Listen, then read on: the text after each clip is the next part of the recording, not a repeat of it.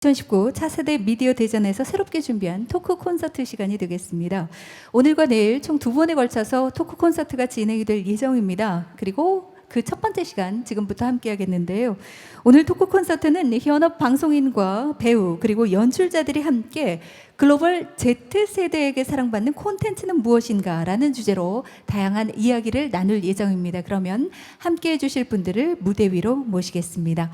먼저 토크쇼 진행해 주실 분이십니다. 김태훈 문화 칼럼니스트님을 무대 위로 모시겠습니다. 어서 오십시오. 그리고 넷플릭스 킹덤 영화 변신의 주연 배우자 Z세대이기도 하죠. 김혜준 배우님 역시 무대로 모시겠습니다. 어서 오십시오. 그리고 유튜브 드라마 탑 매니지먼트 등 다수의 인기 웹드라마를 연출하신 윤성호 감독님과 러닝맨 넷플릭스의 범인은 바로 너를 연출하신 김주영 PD님 역시 무대에 함께하고 계십니다. 박수로 환영해 주시기 바랍니다. 그러면 김태훈님께 마이크 넘겨드리겠습니다. 부탁드립니다. 네, 반갑습니다. 2019 차세대 미디어 대전을 맞아 글로벌 Z세대에게 사랑받는 컨텐츠는 무엇인가? 라는 주제로 오늘 라운드 테이블 토크 콘서트를 맡은 파컬럼니스트 김태훈입니다. 반갑습니다. 그리고 오늘 함께해 주실 패널분들 소개를 좀 해드리겠습니다. 넷플릭스 오리지널 영화 킹덤뿐 아니라 미성년, 변신까지 2019년에만 3작품의 영화에서 주연으로 활약을 하신 분입니다. 아마도 오늘 이곳에 오신 분들도 이 배우 눈여겨서 보지 않을까 하는 생각이 듭니다. 화제의 웹드라마 대세는 백합의 주인공이죠. 현재 Z세대를 살아가고 있는 1995년생 김혜준 배우 나오셨습니다. 네, 안녕하세요. 김혜준입니다. 만나서 반갑습니다. 네. 그리고 대한민국 최초로 웹드라마부터 국내 최초 유튜브 오리지널 제작 드라마를 연출한 윤성호 감독님 자리하셨습니다. 예, 반갑습니다. 그리고 마지막으로 국내 최초의 넷플릭스 예능 범인은 바로 너를 연출한 김주영 PD 자리하셨습니다. 네, 안녕하세요. 김주영입니다. 자, 오늘 저희들이 나눌 대화의 주제가요. 글로벌 Z세대에게 사랑받는 컨텐츠는 무엇인가? 라는 주제입니다.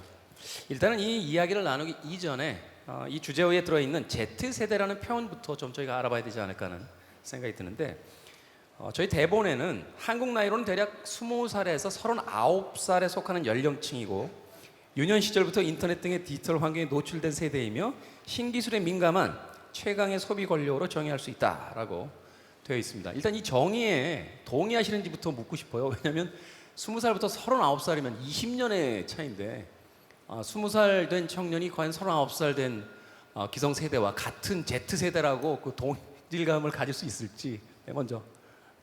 아니 처음에는 사실은 항상 이제 마케팅 용어로 호명이 되잖아요. X세대, Y세대, Z세대.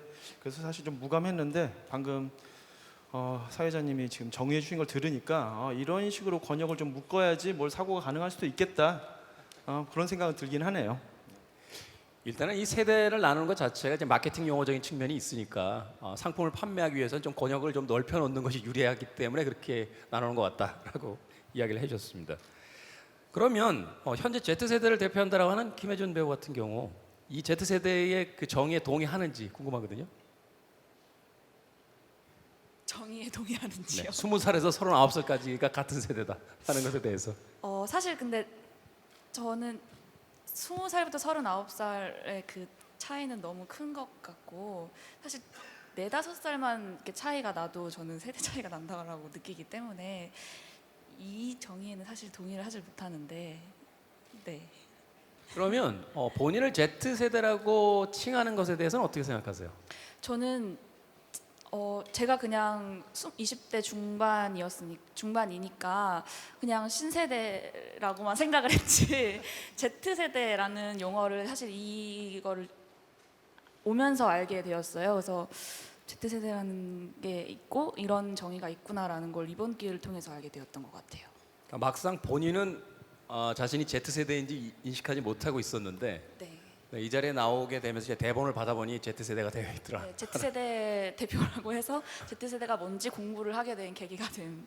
네. 윤성호 감독님 어떠세요? 이 Z세대의 정의론에 대해서. 윤성호 죄송합니다. 김정 PD님. 네. 네. 뭐 일단은 저희가 이제 컨텐츠 만드는 사람도 있고 참여하는 사람도 있고 대중을 상대하는 사람들이기 때문에 그거에 대해서 이제 대중을 상대하려면 어떤 좀 만드는 것도 중요하지만 전략도 중요하고 그러다 보면 상대하는 사람들을 이해해야 되기에 그 Z세대라는 용어 자체를 정의를 해놓고 그 사람들이 좋아하는 게 뭐냐 이렇게 접근하는 게 맞기 때문에 그거를 정의해 가고 가는 것 같아요.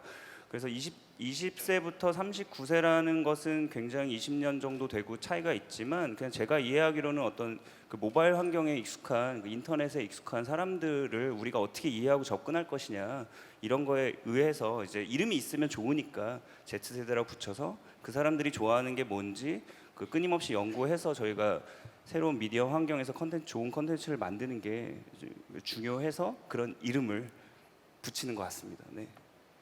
일단 이제 미디어 환경에서 종사하는 종사자 같은 경우 이 변화된 미디어 환경이 만들어지게 되면 그 바뀐 미디어 환경에 의해서 이제 컨텐츠의 어떤 형성도 달라지잖아요. 그러니까 말하자면 색다른 예전과는 달랐던 컨텐츠를 생산하는 세대들을 전략적으로 어떤 공략한다든지 이해하기 위한 그 최초의 어떤 출발로서 이제 Z세대다라는 정의부터 이제 시작이 됐다라고 이야기를 해주셨는데 그렇다면 이 바뀐 미디어 환경 속에서 컨텐츠 역시 굉장히 다양한 형태로서 바뀌어가고 있습니다. 그 대표적인 게 최근에 보면 아나운서 출신의 이제 장성규 씨가 등장하는 프로그램이라든지 또는 어른들의 뽀로로라고 불리면서 최근에 뭐 화제가 만발하고 있죠. EBS 교육방송의 크리에이터인 팽수 같은 캐릭터가 그 대표적인 캐릭터라고 볼 수 있습니다. 일단 특징적으로 본다라면 과거처럼 진지하거나 얌전하거나 착하지 않고요. 또 어떤 도발적인 그 행동들을 통해서 굉장히 어떤 그 낯선 즐거움들을 이제 제공하는 그런 컨텐츠들을 이제 생성하고 있다라고 생각이 되는데 두 감독님에게 좀 여쭤보고 싶습니다. 이런 어떤 새로운 컨텐츠들이 새로운 세대들에게 이제 어필하게 되는 특별한 이유가 어떤 것부터 있을까요?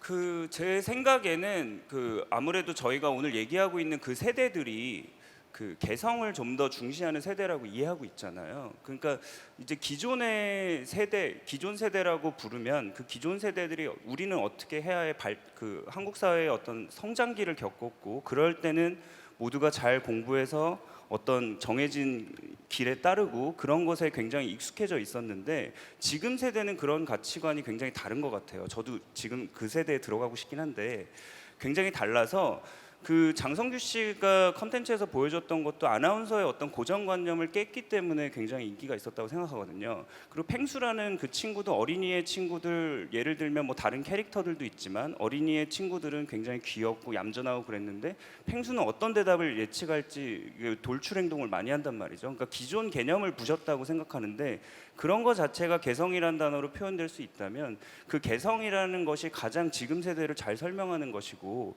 그 개성이라는 단어 자체가 지금 세대가 나는 나로 표현되고 싶다는 그런 열망을 가장 이해하는 게 아닌가 그렇게 생각이 듭니다. 네.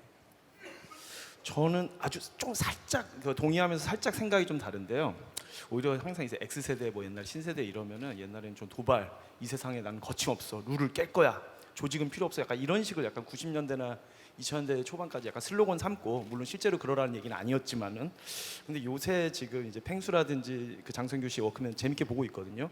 그걸 포함한 많은 것들을 보면은 오히려 도발보다는 도발인 척하면서 절반 정도 수능을 하는 거가 저는 컨셉이라는 생각이 들어요. 그러니까 좀 비유하자면은 옛날 X세대에 대한 어떤 슬로건들은 그냥 이 방에 여기서 제일 센 놈 나와 나는 너랑 싸우거나 아니면 너 같은 애들 안 싸우고 저 밖으로 나갈 거였으면 요새는 팔은 하나 정도 일진의 그 짱에 반짱에 팔을 하나 정도 잡고서는 깐족거리긴 하는데 네 팔을 잡고 있으니까 때리지 말어 약간 이런 느낌. 그럼 팽수만 해도 가장 하는 유행어가 EBS 사장님 저희 소속사 대표님입니다 계속 이렇게 하는 게 있는데 약간 뭔가 아이돌의 어떤 그 도제 훈육 시스템을 인정한다 하지만 나는 틈틈이 깐족거리겠다. 어쩌면 장성규 씨 워크맨도 기존 아나운서가 프랜스 선언에 도발을 하긴 하지만은 이미 알고 있는 그것도 어떤 거대한 종편이 이 뒤를 받쳐주고 있다는 전제하에서 적당히 약간 제가 좀 거친 표현이지만 좀 깐족거리고 얼른 회수하는 그 느낌이 강하거든요. 그래서 편집에서도 뭔가 도발할 것 같아 탁 끊고 이런 것들이 있는데 이게 꼭 팽수나 워크맨뿐만 아니라 지금 약간 Z세대들의 약간 특징이 아닌가 싶고 그 이유가 되는 것 중에는 지금 어쩌면 래퍼 사람들이 어떤 예능이든 드라마든 서사를 엔터테인먼트를 받아들일 때 그 바탕에 되는 레퍼런스가 현실이라기보다는 이미 즐겨온 픽션들과 어떤 서사 매체들인 것 같거든요. 그러니까 그 안에서의 규칙들을 우리는 안다. 드라마의 규칙을 알고 아이돌의 규칙을 알고 리포터가 리포팅을 하는 규칙을 아는데 그걸 갖고 노는 거가 우리는 오히려 재밌다. 현실을 갖고 뭔가를 하는 것보다 우리가 이미 알고 있는 미디어 세계의 규칙을 조금씩만 바꾸면서 즐겁게 치고 빠지는 걸 즐기는 약간 그래서 저는 약간 오히려 수능을 절반 정도 하는 게 키워드라는 생각이 들어요. 표현이 과격해서 조금 놀랐습니다. 예, 거칠게 사신 듯한 인상이 좀 등장을 해서 한때 이제 창조는 편집이다라는 이야기를 했잖아요. 어떤 것을 창조적으로 만들기 위해서 이제 두 개의 이질적인 것을 이제 합쳐내는 것. 뭐 스티븐 킹 같은 작가가 말했던 여러 가지 어떤 베스트셀러의 비밀 중에 하나가 이종 장르의 혼합 뭐 이런 이야기를 하더라고요. 그러니까 고교물과 공포물을 합쳐서 캐리라는 작품이 이제 탄생하고 뭐 이야기하듯이 사실은 이제 장성규 그 아나운서라든지 또는 이 팽수 같은 캐릭터를 볼 때 굉장히 인상적이었던 건 장성규 아나운서는 이제 아나운서라고 하는 우리가 고정화되어 있는 직업의 틀을 깼다는 측면에서 인상적이었고 팽수는 제가 생각하기엔 KBS나 MBC에서 혹은 케이블에서 나왔다면 그렇게 폭발적이었을까. 이 캐릭터가 사실은 EBS라고 하는 우리가 가장 고정관념 속에서 교육적이며 말하자면 이제 틀 안에서의 어떤 형식을 중요하게 생각하는 그 채널에서 등장했기 때문에 막상 EBS의 주 시청자들이 아닌 20대 젊은이들을 이제 열광시킨 말하자면 제도에 도전하는 인물처럼 이제 보였던 것이 아닐까 이런 생각을 하게 됐거든요. 사실 그런 면에서 지금 두 감독님께서 해주신 이야기도 굉장히 유미하고 인상적이지 않았나 이해할 수 있는 폭이 있지 않았나 하는 생각이 들었습니다. 김혜준 배우에게 좀 여쭤보고 싶어요. 팽수 좋아합니까? 좋아합니다. 네. EBS 관계자분이 와 계실 수 있기 때문에 정성을 담아서 대답을 좋아합니다. 펭수. 왜 이 Z 세대들이 이런 새로운 캐릭터에 열광하고 어떤 점에서 그 매력을 느낀다라고 생각하세요? 방금 말씀하셨던 것처럼 저희가 알고 있던 기존의 틀 있잖아요. 뭐 아나운서는 이래야 되고 뭐 저희가 아는 EBS의 캐릭터들은 착하고 올바르고 저희가 아는 펭귄의 이미지는 귀엽고 좋은 얘기를 하고 깜찍해야 되는데 사실 펭수는 그렇지 못하거든요. 자기가 할 말 하고 자기가 하고 싶은 욕망을 드러내고 이런 것들이 자신의 개성이나 자신의 생각이나 소신들을 어디에 이렇게 억눌리지 않고 거침없이 이렇게 당당하게 표현하고자 하는 요즘 세대 사람들의 그런 욕망 그런 것들을 대신 비춰줄 수 있는 캐릭터나 사람들이기 때문에 인기가 많은 게 아닐까 하는 생각입니다. 사실 이런 캐릭터들이 과거에 없었나를 생각해보면 그렇지도 않거든요. 사실은 장성규 아나운서를 볼 때마다 전현무라는 캐릭터가 이미 있었는데 전현무 씨 같은 경우는 사실은 이제 지상파 방송사의 아나운서 이미지를 오랫동안 가지고 있다가 이제 바깥으로 나온 케이스였기 때문에 장성규 씨는 사실 이제 케이블 쪽에서 등장을 했기 때문에 일반 시청자들에게는 좀 아주 신선하게 보일 수 있는 이전에 어떤 인지도가 이렇게 높지 않았던 상태에서 등장을 했기 때문에 뭐 그런 것들이 있을 수도 있고 팽수 같은 캐릭터도 예능에서 우리가 흔히 볼 수 있는 그런 어떤 캐릭터였는데 이것이 이제 EBS라는 미디어의 새로운 그 틀 그리고 그 안에서 그 탈을 쓴 인형이라는 어떤 형식적인 파격에서 또 온 게 아닌가 하는 또 생각이 들거든요. 어떻게 생각하시는지요? 네. 지금 얘기하다 보니까 그 마미손이라는 캐릭터도 생각나네요. 그러니까 이게 다들 공통점이 우리가 이미 그 사람을 기성의 다른 시스템에서 한번 본 적이 있어야 돼요. 그러니까 팽수는 그 전에 뽀로로가 있었으니까 그런 식으로 이미 우리가 약간 익숙했던 캐릭터를 한번 비트는 건데 그런 식으로 다른 정체성을 씌웠지만 우린 뭔지 알아. 이 규칙을 알고 이 게임을 우리가 즐길게. 그래서 사실은 재밌는 게 제 주변에 팽수 좋아하는 사람들은 20대는 거의 없고요. 40에서 50대들이 팽수를 안다는 걸 자꾸 어필하는 경우가 많아요. 나도 이 업데이트를 하고 있다, 따라하고 있다는 걸 어필하기 위해서. 그래서 저는 사실은 얘기 나온 김에 20에서 39가 아니라 어쩜 Z세대를 더 우리나라는 특이하게 유튜브도 노인 인구들이 제일 많이 쓰잖아요. 그래서 우리나라는 좀 더 길게 이렇게 오히려 Z세대를 20대에서 60대까지 잡은 다음에 그중에 나는 어느 코어를 노린다. 그래도 그 코어를 노릴 수 있는 이유는 어떤 거에 대한 기존의 레퍼런스에 대해서 이 사람들 학습이 돼 있기 때문에 그걸 갖고 놀자. 뽀로로를 보고 자란 세대한테 뽀로로가 만약에 유튜버로 나선다면 이게 이제 팽수라고 생각하고 그리고 또 뭐 아까 말한 마미손 같은 경우가 지금 말은 되게 저항적인 힙합퍼라고 생각했던 사람이 간지라든지 뭐 스웩에 신경 쓰지 않고 고무장 끼고 나오면은 마미손이다. 이렇게 해서 이 게임을 너네가 이 게임을 그냥 즐겨라, 인정해라, 모르는 척해라. 팽수 안에 딴 사람이 있는 거 알면서도 괜히 팽수에 열광하는 척해라. 그래가지고 너는 더 재미있는 엔터테인먼트를 돈 안 내고 누릴 수 있다. 이런 것들에 대해서 우리가 약간 묘하게 약속이 돼 있는 것 같아요. 이야기를 자꾸 나누다 보니까요. 나이를 가지고 세대를 나누는 것이 이제는 그 굉장히 낡은 틀 같다는 생각이 들거든요. 과거만 해도 이제 그 나이 또래가 거의 어떤 흡사한 새로운 경험들을 하게 되기 때문에 그것으로서 이제 구분을 지었을 때 어느 정도 이제 적용을 하는 데 있어서 그렇게 크게 오류가 나지 않았습니다만, 앞서서 저희가 대기실에서도 이야기했습니다만 저도 사실은 최근에 텔레비전 거의 안 보거든요. 예. 그리고 거의 유튜브라든지 이제 그 휴대폰을 통해서 이제 휴대폰 안에 있는 이제 새로운 어떤 미디어를 통해서 여러 정보들을 얻게 되는 현상들이 생기는데, 그렇다면 세대에 대한 정의 자체도 이제는 나이 또래를 가지고 정의하는 게 아니라 말하자면 그들이 어떤 그 미디어를 주로 사용하고 있는가에 따라서 미디어적 어떤 분류 방식들이 더 나와야 되는 게 아닌가 하는 생각이 드는데 어떻게 생각하세요, PD님?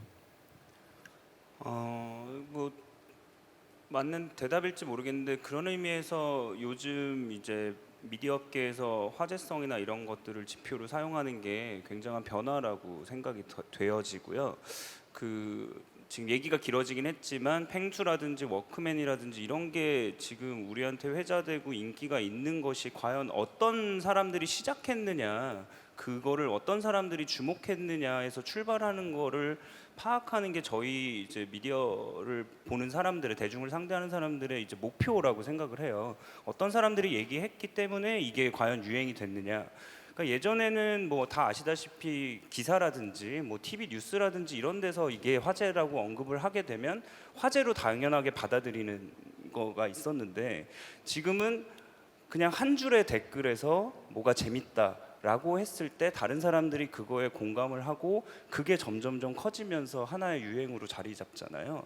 그러니까 그런 이제 예전에는 탑다운 방식이었다면 요즘은 진짜 아래에서 거꾸로 올라가는 것 같은데, 그런 그 아래에 있는 사람들이 어떤 데서 놀고 있는지를 파악하는 게 굉장히 중요하고, 그런 의미에서 예전의 전통적인 방식인 어떤 시청률이나 이런 것들보다도 어떤 그 화제 지수라든지 화제성이라든지 이런 거에 좀 주목할 필요가 있지 않나. 이미 변화는 많이 일어나고 있는 것 같고요. 그런 거에 점점 더 주목해야 되는 시대가 온 것 같습니다. 그럼 이제 두 분 감독님과 또 그 배우분이 나오셨으니까 실질적인 그 제작 환경에 대한 차이를 좀 여쭤보고 싶어요. 먼저 윤성호 감독님께 그 웹드라마라는 이제 용어조차도 없던 시절에 이제 웹드라마라는 이제 컨텐츠를 거의 최초로 이제 시도를 하셨고, 또 최근에는 유튜브 오리지널 제작 이제 드라마를 하고 계신 것으로 알고 있습니다.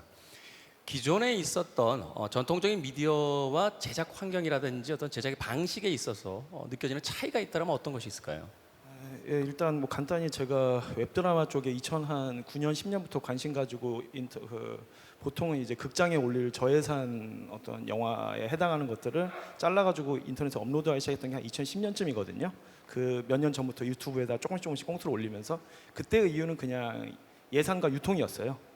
이렇게 메이저 콘텐츠가 아닌 마이너한 콘텐츠, 한마디로 독립 영화 또는 뭐 인디 음악 뮤직비디오 같은 거를 메이저 채널에 유통시키느라고 뭐 이렇게 여러 가지 비용을 쓰느니 그냥 여기다 올려가지고 소규모의 관객들을 만나자는 차원이었는데, 지금은 사실 이제 메이저 마이너 경계가 없잖아요. 웹이 오히려 더 사람들이 자주 찾는 메이저와 매처가 됐으니까요. 그런 상황에서 지금 유튜브 오리지널, 그러니까 유튜브 본사, 그러니까 구글과 유튜브가 이제 같은 회사잖아요.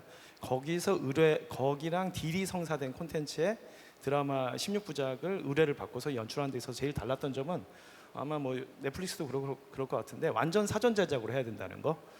요새 그래서 TV도 사실은 여러 가지 뭐 노동 시간 등등의 이슈가 되면서 사전 제작으로 아니면 거의 사전 제작으로 가는 경향이 많기 때문에 어쩌면 이게 큰 차이가 이제는 아닐 수도 있는데, 그때 완전 사전 제작이었고 대본을 그러니까 미리 다 요구를 받는 거고요. 그 대본의 기획에 참여했는데, 제가 이제 웹드라마를 했지만 사실은 기존 어떤 메이저 채널들하고도 일을 한 적이 좀 있었거든요. 방송국들하고. 그때 제일 달랐던 점은, 그때는 거기서 어떤 메이저 방송국들은 어떤 스타가 캐스팅됐느냐, 어떤 작가가 썼느냐, 그리고 뭐 대충 어떻게 될 거, 이런 것들이 더 관건이었으면 여기는 그렇게까지 대단한 스타는 안 나와도 된다 하지만은 여기에 톤 앤 매너, 나갈 비주얼 플랜에서 감독이 갖고 있느냐, 질문을 던지고 답을 충실히 하면은 오케이 믿고 가는, 그게 좀 좋았던 것 같고 좀 달랐던 것 같습니다. 그러니까 기존 미디어들이 최소한의 어떤 시놉시스만 있으면 이제 배우라든지 연출 혹은 작가 같은 어떤 스타 파워들을 믿고서 제작들이 많이 이루어졌고, 그것이 이제 사전 제작보다는 주로 이제 계속해서 이제 방영과 함께 제작이 돼가는 형식이었다라면, 새로운 이제 OTT 환경 속에서의 이제 제작 환경들은 대부분 어떤 감독이 그 확고한 이 작품에 대한 그 그림을 가지고 있느냐, 그리고 기획의 의도가 충실하게 다 반영이 되고 있느냐, 이제 이런 면들을, 내용적인 측면들을 더 많이 본다 이렇게 이야기하면 물론 기존 TV들도 대본 4개까지는 항상 원하는데 뭐 그런 점에서는 뭐 큰 차이가 아닐 수도 있는데 약간 언더독이 뭔가를 해내는 거에 대해서 약간 방점을 주는 거가 유튜브 오리지널은 적어도 좀 그거에 있어서는 좀 차별성이 있었던 것 같아요. 김지영 PD님은 어떠십니까? 그 범인은 바로 너도 그 100% 사전 제작으로 제가 알고 있는데. 네, 맞습니다. 그 사전 제작이라 하면 이제 넷플릭스 같은 경우는 그 공개일을 정해서 한꺼번에 에피소드를 시즌 전체를 공개하는 방식이고요. 지금 제가 알기로는 190개국에 동시에 공개가 되기 때문에 그 지원하는 언어가 아마 26개인 걸로 알고 있어요. 그러면 그 26개의 언어 작업을 하는 기간이 필요하고 동시에 공개하려면 그렇게 사전 제작이 될 수밖에 없는 상황이 사실은 있고요. 그 사전 제작을 함으로써 지금 윤 감독이 말씀하신 것처럼 어떤 그 노동 환경이라든지 어떤 뭐 퀄리티라든지 이런 것도 올라갈 수 있는 부분도 있는 반면 그 저희가 매주 방송하는 환경에 익숙한 시청자들한테는 어떤 피드백에 의해서 컨텐츠가 개선되는 것은 굉장히 어려워요. 향후 시즌에 반영될 수밖에 없는데, 그래서 제 생각에는 이제 당연한 얘기로 결국 귀결될 수밖에 없을 것 같은데, 방송 환경이 변해서 그거에 따른 어떤 제작 환경의 차이는 있을 수 있지만 그거는 그 어떤 플랫폼에 따른 아니면 뭔가 제작 환경에 따른 굉장히 그때그때 다른 거라고 생각을 하고요. 아까 그 배우님이랑 잠깐 얘기 나왔을 때 드라마 이거 찍을 때랑 저거 찍을 때랑 크게 차이는 없었다라고 얘기는 하신 걸 들었는데, 그것처럼 당연한 얘기로 가는 것 같아요. 결국 이야기의 힘이 중요한 것 같거든요. 어떤 콘텐츠든. 그래서 뭐 세대가 바뀌어서 시청 환경이 변하고 그거에 따라서 뭐 모바일로 보니까 조금 뭐 타이트한 숏이 더 중요할 것 같다, 뭐 이런 정도의 연상은 있을 수 있지만 결국에 중요한 콘텐츠가 되려면 그 이야기가 어떤 이야기인가가 가장 중요한 것 같거든요. 그래서 그거는 아마 제가 볼 땐 변하지는 않을 것 같습니다. 김혜진 배우는 어땠어요? 뭐 지금 PD님께서 다 이야기를 해주셨습니다만 그 실제로 이제 그 연기하는 사람 입장에서는 그렇게 큰 차이를 못 느꼈다라고 아까 이야기를 잠깐 사적인 자리에서 이제 했었는데. 네, 사실 연기를 하는 뭐 방식을 다르게 한다도 그 플랫폼에 따라 다르게 한다거나 그러진 않으니까 사실 그렇게 뭐 제작 환경의 차이고 방식의 차이인 거지 연기를 하는 제 모습의 차이는 별로 없거든요.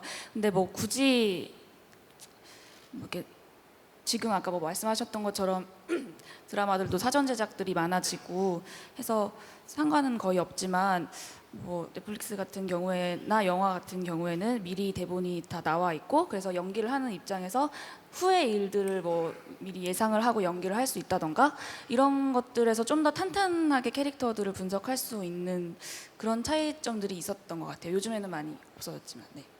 그러니까 사실 이제 연출이라든지 작가뿐만이 아니라 배우들 입장에서도 좀 더 높은 완성도로서 이제 그 작품에 이제 참여할 수 있다는 점이 결국은 전체적인 작품의 완성도를 이제 끌어올리는 또 하나의 어떤 열쇠가 되지 않나 또 하는 생각을 해보게 됐습니다. 윤성호 감독님이 시도한 유튜브 드라마 3회까지는 무료였습니다. 네, 그리고 4회부터 이제 유료로 전환되는 시스템이었고요. 4회부터가 재밌었는데. 예. 네. 실제로 무료와 그 유료일 때 그 뭐라고 하나 조회수가 훅 떨어집니까? 그게 조회수가 4회부터 공개가 안 돼요. 저도 볼 수가 없어요. 4회부터는 예. 유료로 전환이 되는 유료 순간부터. 전환되면. 그래서 그냥 말씀드리면 그때 작년에도 딱 여기서 제작 발표를 했었는데 그때 이제 구글의 담당자분도 계셨거든요. 이 질문이 딱 기자들한테 나왔어가지고 제가 솔직히 그냥 말씀드렸어요. 구글 관계자 있었지만은 한 달은 프리미엄 체험이 공짜니까 가입하시고 본 다음에 탈퇴하시라고 얘기를 했었는데 그냥 여기서 유의미한 답을 여기서 지금 질문에 취지에 맞는 답을 드리자면은 유튜브 프리미엄은 아직 전 세계에서 이렇게 많이 서비스가 안 되고 있어요. 유튜브야 뭐 전 세계에 퍼져 있지만은 작년 기준으로 한 7개 정도 나라 진출해 있었거든요. 그래서 프리미엄에 가입되지 않은 분들은 프리미엄 채널에서 이걸 볼 수가 없기 때문에 건 바이 건으로 결제를 해야 되는데 놀랍게도 동남아시아 쪽에서 청소년 인구들이 결제를 되게 많이 했다고 그러더라고요. 예, 그런 게 약간 어쩌면 앞으로의 약간 가능성으로 남아 있는. 근데 이제 아마 이건 뭐 제가 그 유튜브나 구글의 정책이니까 다 말씀드릴 수도 없고 정확히 다 알지 못하지만은 오히려 약간 그냥 공개하는 방식도 그게 더 오히려 낫지 않을까 하는 것들에 대해서 지금 약간 이렇게 약간 판단을 해야 되는 통계들이 나오고 있는 시점 같아요. 넷플릭스 같은 경우는 뭐 100% 이제 그 유료로 진행이 됩니다. 김정 PD님에게 좀 여쭤보고 싶은데 유료 결제를 사용하는 그 OTT 같은 경우 이제 기존의 어떤 미디어들은 사실 뭐 수신료를 내긴 했습니다만 거의 이 Z 세대와의 이제 어떤 분리 지점이 거기서 생기는 것 같은데 그 젊은 세대들 입장에서는 자신들이 수신료를 냈던 게 아니거든요. 그러니까 이제 무료 시청이라는 어떤 측면에서의 어떤 접근성이 있었는데 이게 이제 OTT로 가게 되면 본인 결제를 해야 되는 그런 환경으로 이제 바뀌게 됩니다. 넷플릭스의 경우 어떻습니까? 이 유료 그 결제 회원들만 볼 수 있는 시스템 속에서 과거와는 다른 어떤 컨텐츠의 차이 또는 시청의 어떤 방식의 차이 이런 것들을 좀 느끼고 계시는 건지.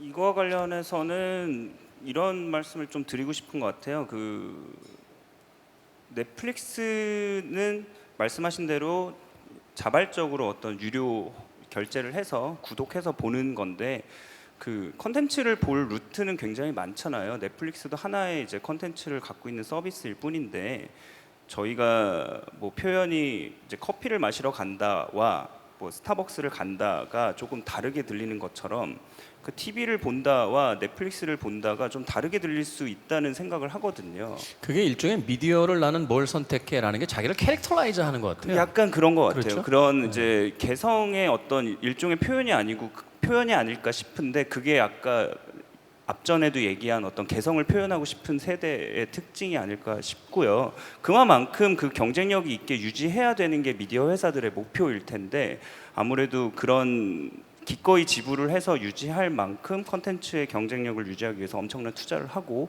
그거를 실제로 유지하고 있는 게 아무래도 지금 세대에 추구하고자 하는 방향에 맞는 서비스를 지금 발빠르게 자리 잡은 게 아닌가. 물론 뭐 역사를 따지면은 그 DVD를 대여하던 곳에서 지금 미디어 회사가 되긴 했지만 그 중간에 수많은 기술적인 진보가 있었고 변화가 있었거든요. 그러니까 그런 것들을 앞으로 저희 미디어 업계에서도 빠르게 연구를 해서 대응해야 되지 않을까 생각을 합니다.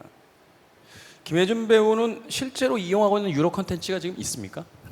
네, 저는 제가 괜한 걸 물어봤군요. 네, 넷플릭스에서 지금 이 시즌까지 킹덤 그 출연자들은 뭐 이렇게 좀 무상으로 보는 시스템이 없나요? 옛날에 저 올레 TV 출연할 때는 그 사업자용을 달아주셔서 몇 년 동안 공짜로 영화를 보고 저도 하긴 했었는데. 그렇게 생각을 했는데 네. 아니고 네, 저도 다 제 돈 내서 보고 있고요. 저도 뭐 넷플릭스나 막 엄청나게 열광해서 막 매일 찾아보고 이런 건 아닌데 유튜브 프리미엄도 구독을 했었고요. 한 달 하고 간뒀죠. 예. 그다음에 넷플릭스도 지금 하고 있고 왓챠도 하면서 각종 OTT들을 약간 다 하고 있는 느낌인 것 같아요. 지금 몇 개 정도나 유료 콘텐츠를 봅니까? 저 두 개.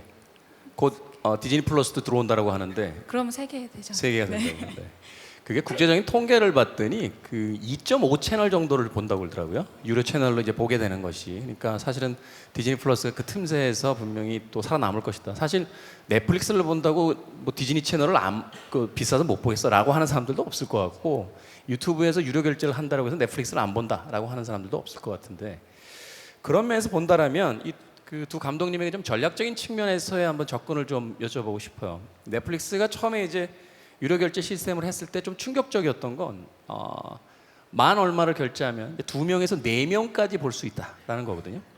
사실 그때는 아니 그러면 몇천 원으로 차라리 나눠서 하는 게 더 효과적이지 않을까라는 생각을 했는데 이게 굉장히 그 효율적인 방식이었다는 걸 최근에 깨닫게 되는 게 뭐냐면 4명에서 이제 엮입니다. 친구들끼리 뭐 서로 내주기로 하고 혹은 연인 관계끼리 공유하기도 하는데 인간관계가 그렇게 꽤 오래 안 가더라고요. 그래서 결국은 이제 그 4명의 원오브댐으로 있던 사람이 이제 떨어져 나가게 되면 보던 구독 행위가 있으니까 자발적으로 이제 가입을 하게 되는 이런 어떤 2차 가입자의 이제 양상을 나타내는 경우들이 되게 생기게 되는 그런 것들이 굉장히 좀 인상적이었고 저는 사실 넷플릭스에서 가장 좋아하는 게 이제 스탠딩 코미디를 많이 보는데 국내에서 전혀 볼 수 없었던 이제 컨텐츠를 제공한다는 측면에서 사실은 굉장한 어떤 그 호기심과 그 메리트가 있었던 것 같아요. 이런 새로운 그 OTT 환경에 대한 부분들을 좀 이야기를 좀 해주십시오. 개인적으로 뭐 시청을 하시면서 느꼈다든지 제작을 하면서 느낀 부분들에 있어서. 일단 그 사실은 넷플릭스에서 만드신 게 부러워요. 뭐냐면은 유튜브는 어쨌든 약간 쇼폼의 콘텐츠들이 전시되어 있는 곳으로선 포지션이 돼 있잖아요. 그러니까 어떻게 보면 좀 역시 또 거친 비유지만은 넷플릭스가 현대백화점이면은 약간 유튜브는 홈플러스 또는 GS25 이런 느낌이 좀 있어요. 여기 구글 관계자들 네. 와 계시면 어떡하려고. 뭐 어쩔 수 없어요. 제가 직원도 아니고. 그렇다고 제가 홈플러스를 무시하는 건 그렇죠. 아니죠. 홈플러스 GS25도 강력하잖아요. 네. 그래서 사실 현대백화점에 입점한 샤넬이랑 거기서 얼만큼 매출이 되는지 솔직히 알 수는 없어요. 하지만 이제 넷플릭스에 들어갔다는 것만으로 그 롱폼의 콘텐츠는 어떤 브랜딩을 이제 형성이 되잖아요. 그래서 이걸 구독하는 사람, 시청자들과의 관계에서 뭔가 좀 이미지를 획득을 하는데 사실은 일단 유튜브는 이 선반에 올려놔도 사실은 만약에 여기다가 훈제 치킨 올려놔봤자 편의점에서 사갈 일은 별로 없거든요. 근데 물론 이제 콘텐츠라는 거는 그런 식으로 마모되거나 향기를 잃지 않기 때문에 어떤 식으로 나중에 이 플랫폼이 또 다른 브랜딩을 그 브랜드 가치, 브랜드 이미지를 획득하냐에 따라 다르기 때문에 그렇게 너무 비관적으로 보지는 않는데 그래서 어떻게 보면은 약간 롱폼이 안정되게 당장에 반응하고 관계없이 처음 1편부터 13편까지를 다 봐야지 1편부터 10편 최종화까지를 봐야지 그 스토리텔링의 가치는 증명이 되잖아요. 그래서 약간 스토리텔링의 매체, 스토리텔링에 강한 것들은 어떻게 보면은 넷플릭스를 비롯한 뭐 디즈니 플러스라든지 그런 식의 약간 현대백화점스러운 OTT로 가야 될 것 같고 어떻게 보면 장장의 서사보다는 묘사 지금 또 카메라 앞에 앉아가지고 자기가 갖고 있는 인포메이션에 대해서 열심히 진술하는 이런 거가 지금 현재로서 유튜브에 어울리는데 그런데 이게 또 영원히 불변하거나 고착될 뭐 3년 5년 고착될 것 같지는 않아요. 많이 바뀔 것 같기도 하고요. 그렇군요. 일단 내용적인 측면도 있지만 그 미디어가 가진 어떤 그 이미지라든지 혹은 제공하는 어떤 그 환경에 따라서 같은 컨텐츠도 이제 다르게 소화될 수 있고 사실은 다르게 보일 수 있다라는 측면까지도 이제 이야기를 해주셨는데. 어쩌면 그 플랫폼하고 가장 친숙한 디바이스가 결정하는 것 같기도 하고요. 네. 그런 의미에서 좀 PD님께 여쭤보고 싶습니다. 저희가 그 들어오기 전에 그 사전에 참 여러 가지 이야기를 나눴는데 넷플릭스의 가장 큰 장점 중에 하나는 알고리즘인 것 같다. 넷플릭스 담당자들이 자신들은 이제 미디어 포맷 저 포털 사이트라고 얘기를 하지 않고 자신들은 이제 기술 회사라는 그 표현을 쓴다. 왜냐하면 IPTV보다 훨씬 더 적은 양의 컨텐츠를 가지고 그 시장을 선점하면서 공략하는 데는 소비자층을 거의 완벽에 가깝게 분석하고 있기 때문에 저도 사실 깜짝깜짝 놀라는 게 이 열어보면 옆 사람과는 전혀 다른 형태의 이제 추천작들이 그 앞면에 떠 있는 걸 보게 되면서 나 자신도 잘 모르는데 넷플릭스는 나를 거의 완벽하게 이해하고 있구나 뭐 이런 웃지 못할 이야기도 하게 되거든요. 그런 것에 대해서 좀 이야기를 좀 해주시죠. 네, 제가 뭐 감히 넷플릭스를 정의할 수는 없으나 제가 이해하기로는 그들은 이제 기술회사라고 표현한 거를 많이 봤거든요. 이제 그만큼 이제 개인 취향별로 어떤 추천이라든지 뭐 알고리즘 같은 것을 보면은 굉장히 이게 깜짝깜짝 놀랄 때가 많듯이 은연중에 그런 것들이 기술로밖에 구현될 수밖에 없는데 그 기술은 결국에 본인들이 보유한 빅데이터와 어떤 아이디어와 분석한 결과를 표현할 수 있는 가장 이제 최적의 도구가 되는 것이죠. 제가 생각할 때는 그 기술로서 이제 사람들의 취향을 분석하고 이제 그거에 맞춰서 이제 컨텐츠를 추천하는 것인데 그 앞전에 얘기를 좀 보태서 하면 그 컨텐츠를 우리가 언제든지 보고 있잖아요. 그러면 결국 컨텐츠를 보는 것은 사람들의 결국 습관이 되게 해야 되는 것이 모든 이제 미디어 회사와 제작자들의 목표일 텐데 그런 습관화한 것을 잘 기술적으로 구현한 것이 이제 지금 OTT 회사들의 큰 넷플릭스뿐 아니라 OTT 회사들의 큰 목표가 아닐까 싶어요. 내가 습관적으로 보고 있는 컨텐츠가 무엇인지 미리 알아차려서 그것을 추천해주고 컨텐츠를 지속적으로 접할 수 있는 환경을 만들어주는 것은 결국에 좋은 컨텐츠를 보유하고도 있어야 되지만 제대로 된 추천을 해야 되는 것. 이거든요. 그러면 결국 그것을 구현하는 것은 기술이기 때문에 그런 것들을 저희가 이제 앞으로도 등한시하지 않아야 당연히 기술도 같이 따라가야 이제 미디어가 좋은 컨텐츠만 있다고 살아남는 게 아니고 그게 결국 봐져야 되는 것이잖아요. 그러니까 수많은 미디어 컨텐츠들이 있는 홍수 속에서 제대로 된 어떤 미디어를 노출을 시키려면 그런 기술적인 부분도 분명히 같이 이제 발전되어야 된다고 생각을 합니다. 네. 많은 IPTV를 통해서 이제 어떤 컨텐츠를 소비하게 될 때 사실 저희 그런 이야기 자주 합니다만 찾다가 지치게 되는 경우가 생기고 내가 과연 뭘 보고 싶어 하는지 그 찾다가 잊어버리게 되는 경우도 생기게 되고 그러다 보니까 이제 진행자들이 주로 등장하는 어떤 추천 프로그램들이 이제 TV를 키면 바로 이제 등장을 하면서 저도 뭐 거기서 그 일을 했었습니다만 추천을 통해서 이제 사람의 추천을 통해서 이제 그것들을 선택하게 되는 경우가 많았는데 이 OTT 미디어들의 어떤 전략 중에 하나인 그 추천 알고리즘 자체가 바로 그런 것들을 이제 넘어서고 좀 더 정교해지기 시작하면서 사실 이제 비교 우위에 서게 되는 이제 그런 일들이 이제 나타나고 있다. 이렇게 좀 정리를 해볼 수 있을 것 같습니다. 그러다 보니까 그 비행기 안에서의 그 이 풍경도 굉장히 많이 변했다라고 그래요. 과거에는 어느 항공사를 탈 것이냐를 결정하는 게 사실은 그 몇 시간 동안 장거리 여행을 갈 때 그 비행기에서 보는 어떤 영화 같은 재미도 있고 했었는데, 최근에 그 항공사 관계자 여러분들 이야기를 들으니까 거의 다 휴대폰을 들어 올려서 다운받은 그 컨텐츠를 소비하는 형태로 가서 사실은 항공사 영화 프로그램들이 그렇게 많이 보이지 않는다 하는 이야기도 했었거든요. 자, 그런 환경의 변화들이 우리에게 보다 가깝게 다가와 있는 게 아닌가 하는 생각이 듭니다. 김혜준 배우에게 이야기를 하면서 화제를 좀 돌려보겠습니다. 대세는 백합이라는 웹드라마, 네. 신선한 소재로 굉장히 화제가 됐습니다. 그렇죠? 드라마에 대한 이야기와 소재에 대한 이야기 좀 설명을 좀 해주시죠. 네, 제가 얘기하는 것보단 감독님이 말씀하시는 게 맞을 것 같긴 한데, 동성애 소재를 다루는데 사실 제가 그때만 해도 남성 동성애를 다루는 작품들은 몇 번 봤었는데 여성 동성애를 다루는 작품은 저도 많이 보지 못했었거든요. 근데 그때 이제 했던 작품이라서 지금도 굉장히 신선하게 기억에 남습니다. 이런 소재를 이제 선택을 해서 그 웹드라마를 만드시게 되셨는데, 그러니까 미디어가 바뀌면 소재도 바뀌어야 된다고 생각을 하시는 건지, 혹은 그냥 그 참신한 소재라면 어느 미디어에서나 다 사용될 수 있다라고 생각하시는 건지, 좀 그것이 이제 궁금해요. 미디어적으로 프렌들리한, 그러니까 그 뭐라고 할까, 좀 더 효율적인 소재 같은 것들이 있는 것인지.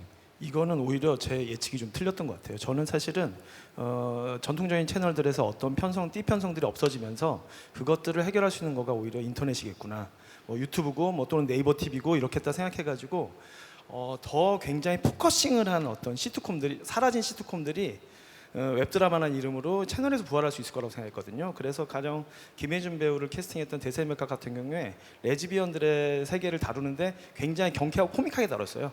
우울한 우리는 힘들어, 이런 퀴어 콘텐츠가 아니라 이런 것들이 굉장히 그것도 저는 가령 지금 만들고 있는 중에 실버 웹도 있거든요. 죽어도 좋아 뭐 이런 이름으로 한 70대 분들이 유튜브 많이 보시니까 유튜브로 맨날 정치 콘텐츠만 보는 게 아니라 정말 60대들이 죽어라고 사랑하는 웹드라마 나오면 어떨까, 이런 생각들을 굉장히 많이 했었는데, 그래서 뭐 먹방 드라마라든지 자꾸 약간 이런 식으로 저는 기획을 하고 만들고 소기의 성과를 거뒀었는데, 결국 그게 소기의 성과였고, 더 대폭발을 하는 건 결국은 좀 더 보편적인 공감성 이슈들에 호소하는, 그러니까 기존에 갖고 있는 어떤 스테레오타입이라든지 드라마의 어떤 스토리텔링 구도를 갖고 오는데 조금 더 간결하고 날렵하게, 또 시청 연령대를, 이 디바이스를 제일 좋아하는 시청자한테 맞춰가지고 했을 때가 결국 대박이 나서, 제가 가령 뭔가 만들어가지고 100만 조회수 나오고 좋아했다면은 그런 것들은 1000만 조회수가 나오더라고요. 그래서 이것도 영원하진 않겠지만은 약간 오히려 어쩌면 지금의 어떤 거에서는 공감성 이슈들이 더 도움이 되더라. 하지만 저는 또 그게 또 영원하진 않을 거라고 보고, 좀 더 포커싱되고 세분화되는 식의 콘텐츠들도 점점 더 기획됐으면 하는 게 창작자 생산자로서도의 마음입니다. 그러니까 신선한 소재라는 것이 아니라 우리가 익숙한 소재라고 하더라도 그것을 다루는 태도에 따라서 같은 이제 재료로 만들어지는 요리가 완전히 달라질 수 있듯이, 기존의 미디어가 어떤 소재에 가지고 있었던 태도와는 전혀 다른 태도로서의 접근 방식이 새로운 이제 미디어에게 오히려 어울릴 수 있는 그런 이제 접근 방식이다라고 지금 정리를 좀 해주실 것 같습니다. 잠깐 이야기 속에서 이제 길이에 대한 이야기, 분량에 대한 이야기도 나왔는데, PD님은 이 미디어에 따라서 좀 생각하시는 어떤 분량의 차이가 있다라면 어떤 기준 혹은 어느 정도의 차이가 존재한다라고 보시는지 좀 궁금합니다. 그 미디어 환경이 바뀌어서 아무래도 이동 중에 그 컨텐츠를 접할 경우가 많아졌기 때문에 아무래도 기존의 이제 긴 호흡보다는 짧은 컨텐츠가 유리해진 건 확실히 사실인 것 같아요. 그건 부인할 수 없는 것 같고요. 그러면서 이제 다양한 길이의 컨텐츠가 존재하는 시대가 되었고, 특히나 대세는 좀 더 짧은 컨텐츠가 된 거 아닌가, 이런 생각이 들고, 그래서 아무래도 짧은 컨텐츠는 단순하게 초반에 이제 시선을 잡아야 그 컨텐츠를 보는 것이고, 그건 긴 컨텐츠도 마찬가지인데, 지속적으로 이제 컨텐츠 제작자들이 연구하기를 초반에 어떻게 하면은 사람들의 시선을 잡을 것이냐 이런 것들에 대한 연구가 더 많이 이루어질 것 같고요. 그렇지만 그럼에도 불구하고 긴 호흡의 컨텐츠가 뭐 경쟁력이 아예 떨어지거나 그럴 것 같지는 않아요. 이게 뭔가 환경이 조금 바뀌어서 이제 비중이 달라질 뿐이지. 근데 짧은 컨텐츠가 확실히 대세인 건 맞는 것 같고요. 그거에 대한 연구를 할 필요성은 있다고 생각을 합니다. 사실 이제 짧은 컨텐츠의 어떤 붐을 일으켰던 여러 가지 것들이 있겠습니다만 제 기억에 의하면 이제 테드라고 하는 아주 짧은 특강 거의 사실 이제 유튜브에서 소개가 되기 시작하면서 어떤 인문과 지식적인 측면을 이렇게 짧은 순간에 습득할 수 있다는 어떤 자기 만족 같은 걸 통해서 이제 굉장히 시청률이 올라갔고 그게 이제 세바시 같은 EBS의 프로그램을 이제 발전해가는 과정이 있었는데 그걸 이제 열매를 딴 게 결국 이제 그 OTT 환경 속에서 여러 미디어들인 것 같거든요. 그래서 사실은 우리가 이제 유튜브 환경이라든지 인터넷 환경을 이야기할 때 무조건 짧아야 된다는 강박을 가졌던 그 어떤 시기도 있었던 것 같아요. 근데 그것조차도 좀 게으른 분석이었다라는 생각이 들게 되는 게 사실은 OTT 환경에 가서 1시간이 넘는 회차를 가진 것들이 10회, 20회로 이어지는 시즌제의 어떤 드라마들이 굉장히 그 많은 인기를 끌고 있다라는 건 결국은 그 단지 미디어가 바뀌어서 이동 중에만 사람들이 컨텐츠를 소비할 거라고 생각했던 것이 우리들의 어떤 게으른 분석이 아니었나 하는 생각도 하게 되는데 어떻게 보십니까? 네. 약간 뭐 먹거리로 비유하면은 지금 컵밥이 인기인 시대가 된 거예요. 이제 컵라면은 컵밥이. 그런데 어쨌든 어쩌면 우리가 그게 어떤 세대가 그렇고 다음 세대는 다를 거라가 아니라 저는 한 사람한테도 약간 엽떡을 먹고 싶은 날이 있고 시간대가 엽떡을 먹고 싶은 시간대가 있고 제대로 차려진 한정식 코스를 먹고 싶은 때가 있잖아요. 이 수요는 계속해서 같이 갈 것 같고요. 그래서 저는 그 우를 범하지 않아야 된다는 생각을 저 스스로도 많이 하는데 어떤 세대는 자극적인 거 원할 거야. 떡볶이만 먹을 거야, 컵라면 먹을 거야? 아니요. 그 사람들, 그 친구들도 친구들하고 모여서 피자도 먹고 싶을 거고 자기가 만들어 가지고 집밥도 먹고 싶을 거거든요. 그래서 한 어떤 계층이나 세대에 대해서 어느 타임 때는 뭘 원하는지, 어떤 계절을 뭘 원하는지 이걸 파악해 가지고 거기에 맞는 의미 있는 아이러니가 있는 드라마를 만든다면은 그게 자기 결국 만드는 창작자나 생산자 또는 그 매체에 가장 유리한 거를 고르는 게 애정이 가고 자기가 잘할 수 있는 걸 고르는 게 맞는 것 같아요. 가령 저는 쇼폼에 어울리는 사람인 줄 알았는데 지금 나이가 들어갈수록 좀 더 긴 아이러니가 있는 서사, 서플롯 정도로 있는 콘텐츠를 제가 원하거든요. 그럼 저는 그거에 좀 더 주력하는 게 당장 큰 반향은 없어도 그게 주력하는 게 저한테는 맞고 어떤 매체들한테 맞겠죠. 분량에 따라서 소재들도 그래서 굉장히 많은 연구들이 있어야 될 것 같다는 생각이 듭니다. 우리가 이동 중에 짧은 시간에 소비해야 되는 어떤 소재가 어떤 것이며 또 주말에 아주 여유 있게 이틀에 걸쳐서 아주 긴 호흡으로서 또 보게 될 소재들은 그 컨텐츠들은 어떤 소재의 것이 돼야 되는지에 대해서도 연구가 좀 많이 돼야 되지 않을까 하는 생각이 듭니다. 자, 저희들의 질문 마무리하기 전에 여러분들에게 이제 질문을 조금 받아보도록 하겠습니다. 한 2분 정도 질문을 하실 수 있는 시간이 좀 남아 있는 것 같은데요. 손을 들어주시면 저희 스태프들이 마이크를 전달을 해드리도록 하겠습니다. 자, 질문 있으신 분 손을 좀 들어주십시오. 네. 어느 자리에 가보거나 사회자 입장에서 첫 질문 하시는 분이 제일 고맙습니다. 네. 안 계세요? 한 분도 안 계신가요? 이 싫어합니까? 저 뒤에 한 분 계십니다. 감사합니다.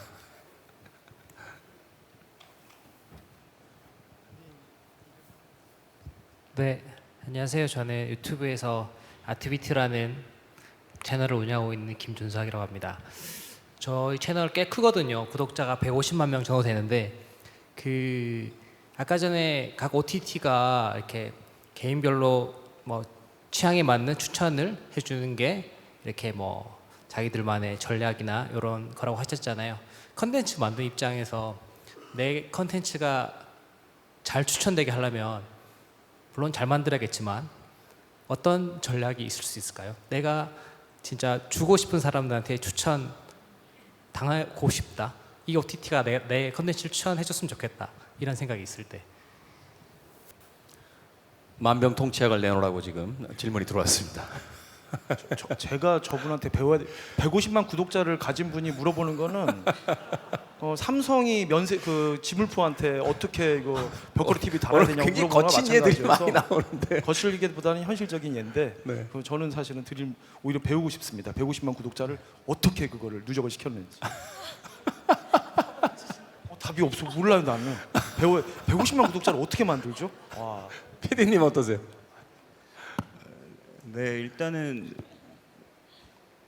지금도 그 만드시는 거에 공감하시는 분이 굉장히 많은 것 같아서 이제 그분들을 통해서 더 다른 지금 만들었던 이미 150만의 공감대가 있잖아요. 그러면 이제 다른 주제로 좀 확장하시면 또 다른 사람들이 유입되지 않을까, 이런 원론적인 얘기 드릴 수 있을 것 같아요. 네, 부럽습니다. 네. 두 분이 컨텐츠를 만드셨는데 조회수가 150만 회가 안 나오면 이 앞에 앉아서 이야기하신 분들이 굉장히 무안해질까봐 겸손한 대답을 좀 아껴주셨습니다. 그 유튜브 환경 같은 경우 저희들이 그 얘기 참 많이 하게 되는데, 기본적인 덕목은 성실함인 것 같아요. 유튜브가 등장했을 때 모두가 스타가 될 수 있다, 참신한 기획과 소재만 있으면 모두가 다 스타가 될 수 있을 거다라고 생각을 했었는데, 저 같은 사람은 사실은 외부에서 이제 제작 의뢰가 와서 출연만 하는 유튜브가 하나 있긴 있습니다만 본인 스스로는 만들질 못합니다. 왜냐하면 일주일에 2개에서 3개 정도의 컨텐츠가 지속적으로 올라가야 되고, 기본적으로 한 2년 정도가 지나가야 어느 정도 양이 쌓이면서 이제 구독자 수가 이제 늘기 시작한다라고 이야기를 하시더라고요. 생각을 해봤더니 그렇게 오랫동안 성실하게 살 자신이 없는 거예요. 그러니까 결국 유튜브라든지 이 바뀐 OTT 환경 속에서의 1인 미디어들의 가장 큰 그 성공의 핵심은 결국은 성실성이다. 그 긴 시간 동안 피드백이 없는 상황 속에서도 꾸준히 계속 컨텐츠를 생성시키면서 버틸 수 있을 것이냐에 대한 이야기를 하시더라고요. 사실은 그런 면에서는 그 기존의 미디어에서 그 제작을 하고 또 거기에 관련된 사람들에게도 좀 시사하는 바가 있지 않을까 하는 생각을 해봤습니다. 자, 한 번만 더 질문 받겠습니다. 네, 오늘 중앙에서 질문을 다 많이 해주시네요.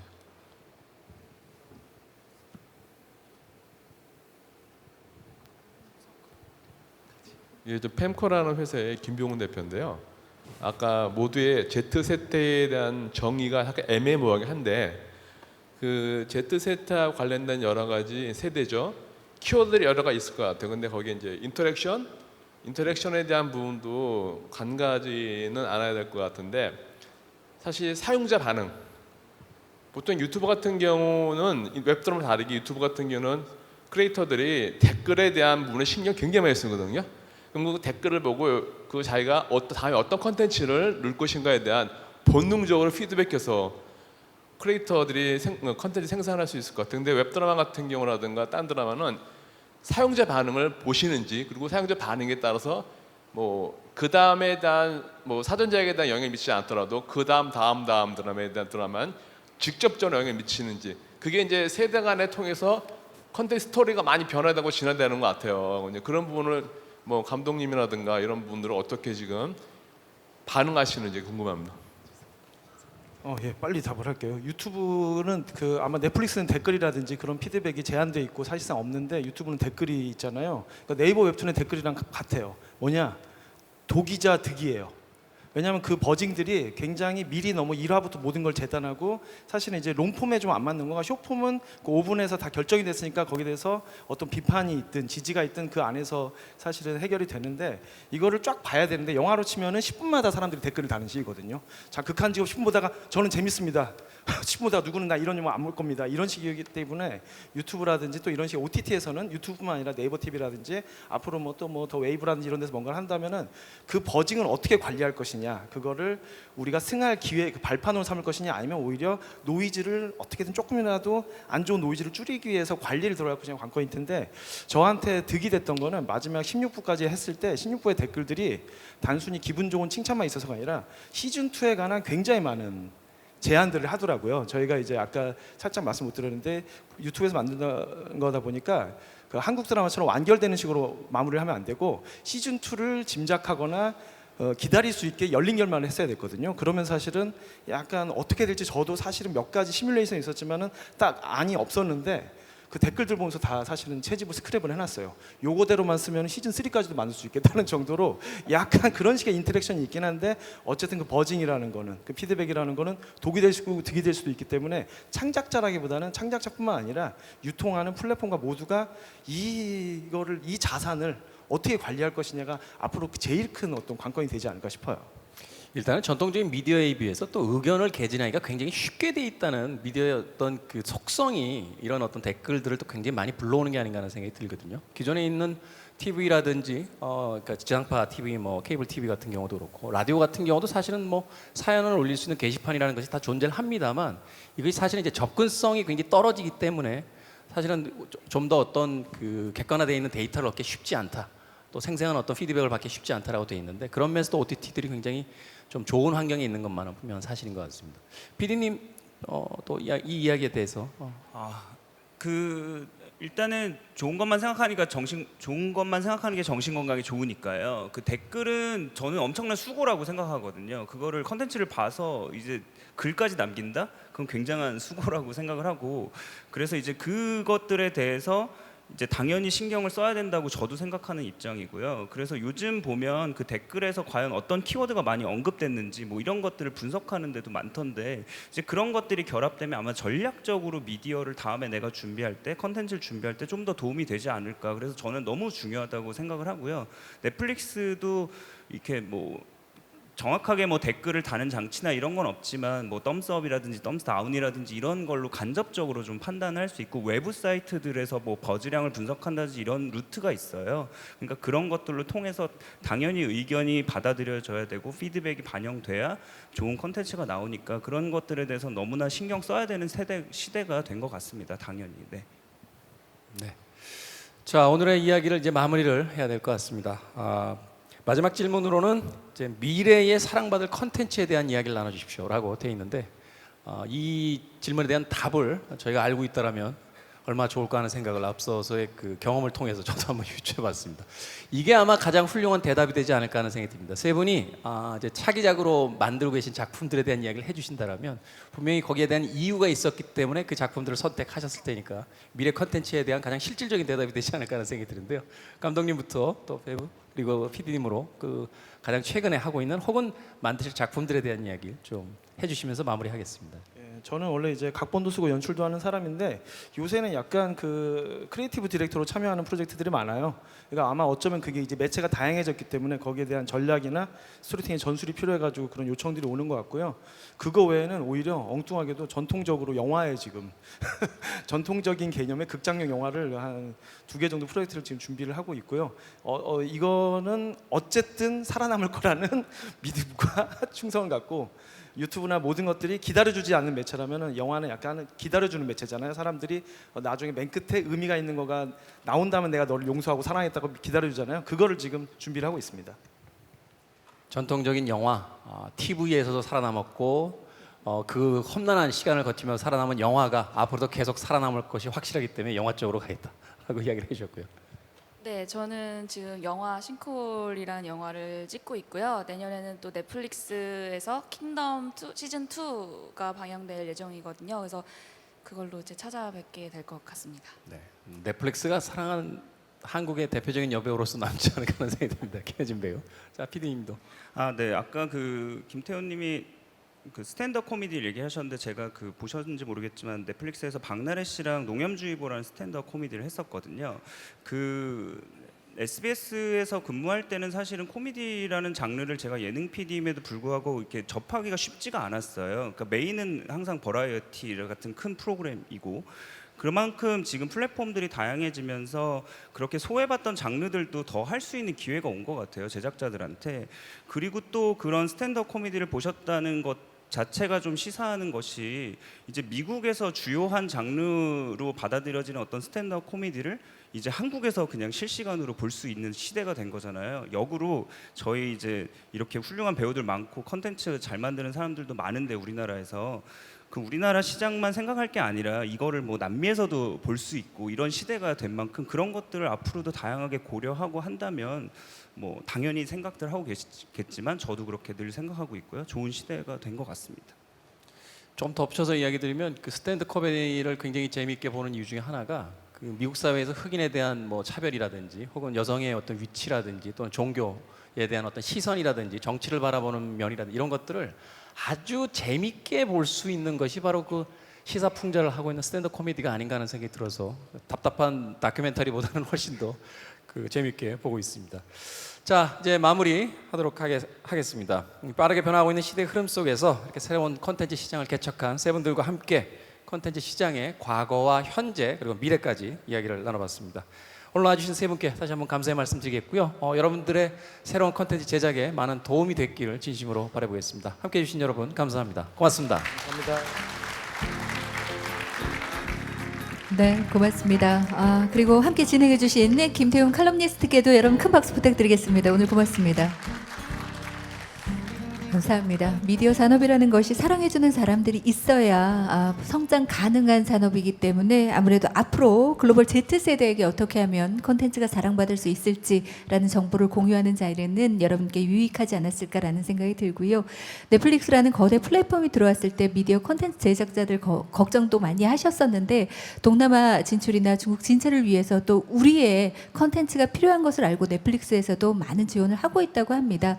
앞으로 이런 플랫폼 바탕으로 더 다양한 컨텐츠로 여러분 성장하시길 바라는 마음으로 저도 함께 하겠습니다.